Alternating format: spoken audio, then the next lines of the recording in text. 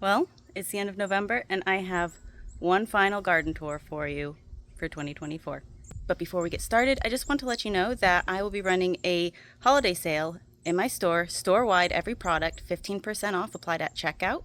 And that'll run from November 27th to December 2nd. So if you're interested in stocking up on some merch, look out for that sale starting soon. And I have linked my shop in the description below for quick reference. There's a tomato behind me in November. So you can definitely say the cucamelons took over. I did not expect them to get this big. So next year we're going to figure out a different trellising method because they have taken over everything. Everything that was under there is no more. But these bees are loving it. And they are producing so well now that it's cooled down a little bit out and the pickle worms aren't as big of an issue. So I'm pretty happy with it, but we need to do something about this mess for next year. The beans are just about toast. I've got a few that are still kind of producing, a couple here and there. I've tried to keep the cucamelons off the beans, but it's a losing battle. It's very much so a losing battle. Now, one thing that did surprise the hell out of me, I started tomato plants back in June because if you've been following along, this year was a horrible tomato year for me. Every single tomato died before I really got anything. But I started these back in June, and they were really, really slow to take off. I kept them in pots, but now, end of November, they're loaded with green tomatoes. Apparently, I can't grow tomatoes in peak tomato season, but I can in November. Who'd have thunk? But yeah, so hopefully we have enough warm weather before our first frost that some of these actually get to ripen, because this isn't my only plant. I actually have quite a few more that are doing phenomenal. No disease, no pest issues. We're getting cool at night. We do have a day later this week that's predicted to get about 39 degrees. So really, really close to that freezing mark where just a little bit of a swing could push it one way or another. So we shall see. Otherwise, we might be having a lot of fried green tomatoes, which I'm okay with. And this was actually a volunteer tomato that popped up in the walkway, so I just put a cage around it to keep it safe from the lawnmower. I think this is going to be a Champagne Bubbles cherry tomato. Those look like cherry tomato flowers, but I don't see any fruit set yet. I don't know if it'll produce any fruit before the first frost, but I'm just letting it do its thing. It has kind of narrowed my walkway a bit. Then that's more tomatoes. Okay, so yeah, and more fruit. I am not 100% sure which variety this is. My label probably got worn off. Oh no, you can still read it. It's Old German, but thing is, there's actually two here because I planted a Black from Tula tomato plant here, and the birds promptly ate it down to the ground, but it regrew. So now I have two tomatoes sharing one cage that isn't big enough for one tomato, and it's loaded. Fingers crossed, frost holds off a little bit longer. Also got another little one here. Don't ask me the variety.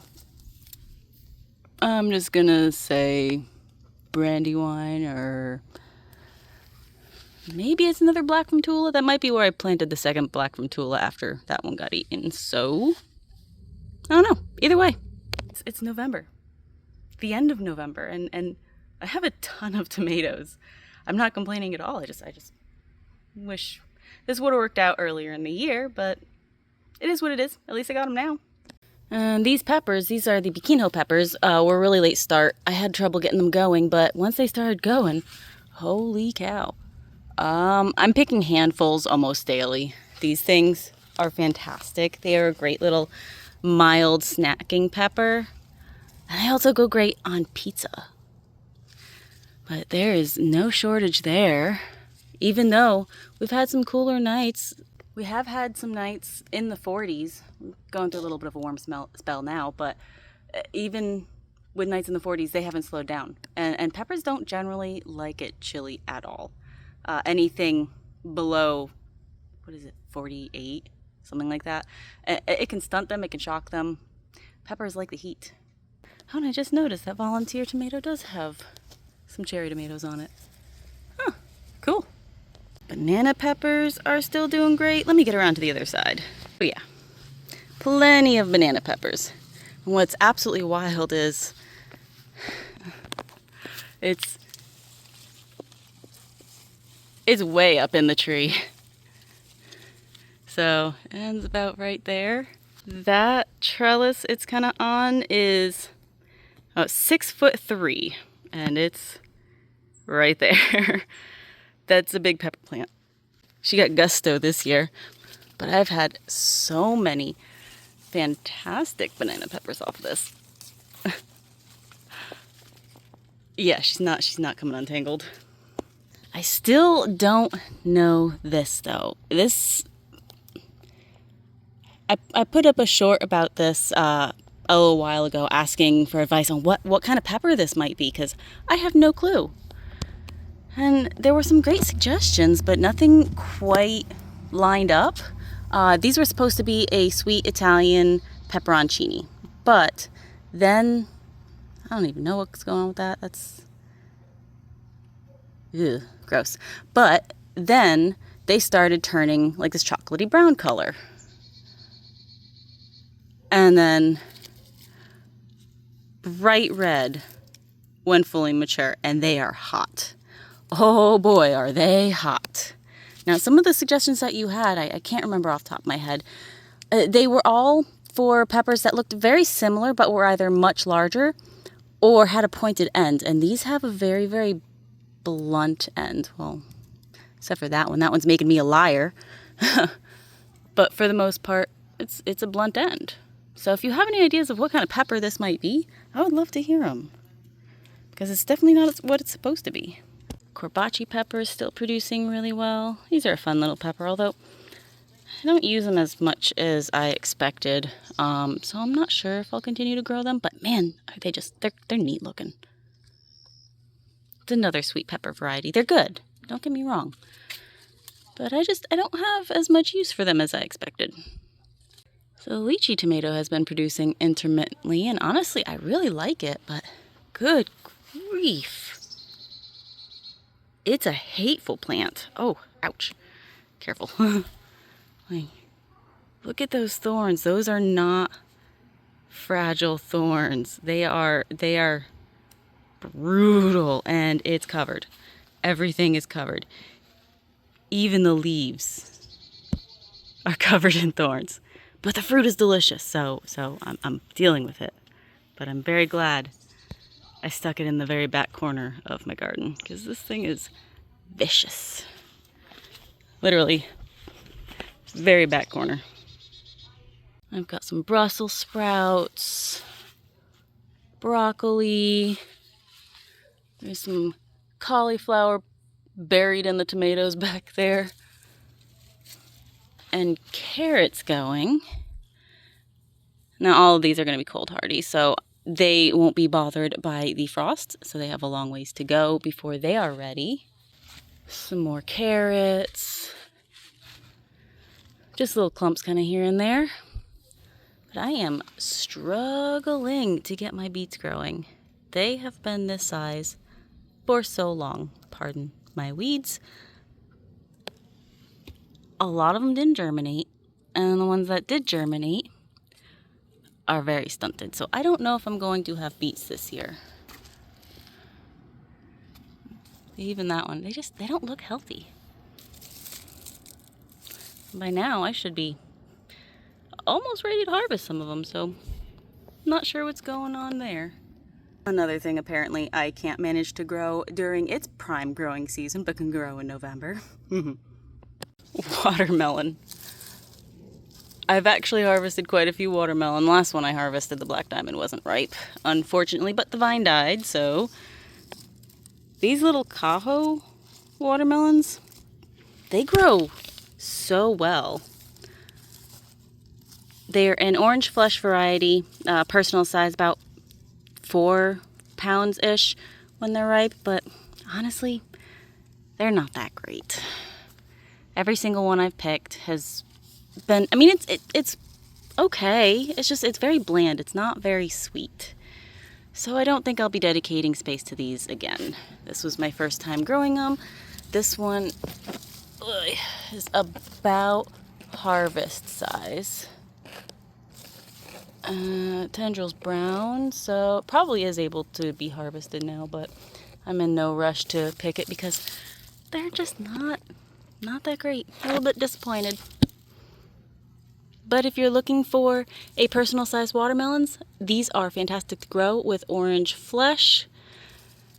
If you don't like your watermelon overly sweet, maybe another option. Also have a Lilanu Sweet Glow that is probably going to be ready to harvest soon. The tendril is starting to die back, even though it's super tiny. Doesn't sound ready though. So I'm going to just keep leaving this on the vine as long as nature will let me, because I haven't actually tried a ripe one of those yet. Again, this is one of the ones that failed earlier in the year, but is growing in November. And in case you're wondering, all this netting, that is because pickleworms. Stop pickleworms from getting in there. They took out a lot.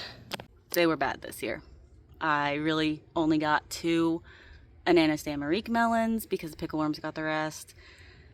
Once they arrived, the squash was done because they just bored right through all the fruit. And then the cutworms took out the plant. And up until recently, I also didn't get many cucamelons despite that plant being obnoxious because they were eating the cucamelons.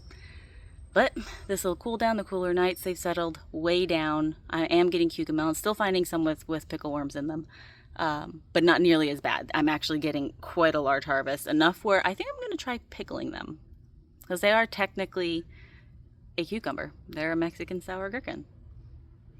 I think they could be good. I'm just looking at this mess from the other side. Well, I need to get in here again. Can't keep up with them. Garlic has sprouted beautifully and is growing wonderfully.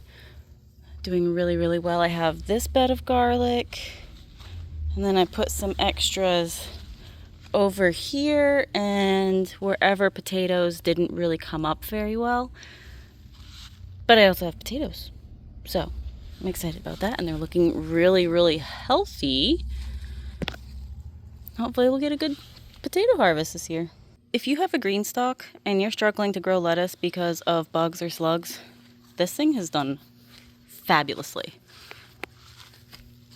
This is my first year trying lettuce in the green stalk because I only had one up until this year, and it was full of strawberries, so I didn't have any open spaces to put the lettuce. But it's doing fabulous. Highly recommend. I've had no insect issues with these at all. No slugs. And we are slug central, so that's been great. Man, this area is looking mighty tragic. All the sweet potatoes been harvested, so all that lush green is gone, and the loofah is hanging on for dear life. Oh, she's so crunchy, but she still got quite a lot on her. That's the end of the year. Loofah does not like the cold, so it's definitely taking a hit. But some of these are getting quite close. And even if the plant does die back, a lot of these green ones have matured enough where it's going to be a pain, but you can process them when they're still green. This is one of those things that just makes my heart so happy.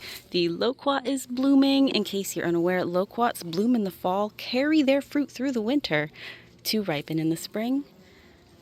But the smell on these is unworldly. It is heavenly, and it attracts all the pollinators. Do you hear them? It's just a buzz. Oh, I love it so much. And if every one of those flowers becomes a fruit, we are in for a loaded spring. When I saw that the loquat was blooming, I thought, would y'all be interested in a fruit tree tour? I mean, it'd probably have to wait until spring because everything's looking a tiny bit tragic right now since it's transitioning for winter fall. A lot of them have lost their leaves except for the evergreen ones like that loquat, which don't lose their leaves in the winter. But I am on a very small plot of land and managed to grow quite a few fruit trees. If you want to know like how you can grow fruit trees in small spaces, even in containers, let me know if that's a video that I should make. Now, for the most part, the front edible stuff has kind of calmed down for the year. Almost done. I do have dwarf pomegranates. I've picked a couple off of this so far. Now these don't get much bigger than what you see here. This is a dwarf. It does produce only about golf ball, maybe a little bit bigger size fruit. I want to say increase that by about a half, and that's how big they can get, but great for small spaces. And then the passion fruit is showing off. There's so many fruit on here. Picked a couple so far, and these should ripen before the frost, or a lot of times they can counter ripen. They might not be as sweet. Like this one, it's starting to get a little bit lighter. You see, like this side really dark in comparison to this side. These are going to turn purple when they're ripe, and then this one, you can really see how dark it is. Oh, there you go. There's one that's starting to turn a little bit purple there. It's starting to blush a bit. So yeah, I should get a few off of this. There's a bunch more hiding, but I just don't feel like digging. I am still getting some Dorman red raspberries, but it's hit or miss. They're definitely petering out for the season, and something has been coming through here and eating them as well. I think we have a rogue bunny. I saw some rabbit tracks in the dirt the other day, so yeah. I'm gonna have to rebuild this whole support system over the winter. It's not longing for this world for much longer. It's being held by twisty ties and wishful thinking. Oh, I did finally get an American Beauty dragon fruit. If you've been following along, we found out this year that this thing that I have been babying for the last couple of years and growing and letting it become an absolute monstrosity, thinking it was an American Beauty, was not. And the fruit it produced had white flesh. American Beauty has burgundy, reddish, pinkish flesh. But I got my hands on a American Beauty cutting, got it rooted, built a proper support for it, and it's doing great. It is going to be a little bit more sensitive to cold. You can already see a few of the chilly nights. It's getting a little mottled there, but that's okay. It will completely recover, but it will have to be brought in for the winter, at least for its first winter. Well, I think that about wraps it up for what's going on in the garden right now. I'm honestly shocked that there's tomatoes thriving right now, so cross your fingers, cross your toes, cross your eyes that we don't get a frost for a little bit longer, so I can hopefully get some tomatoes this year. Oh, I just noticed. Ripe lychee tomato. Come here. Yeah. Okay, so yeah, I got lychee tomatoes, but those don't count. They're not the same. Anyway, if you have any questions, let me know. Let me know if you want to hear more about those fruit trees and how to grow them in small spaces. Don't forget, 15% off store-wide on the merch store for the holidays. And I'll see you next time. Bye.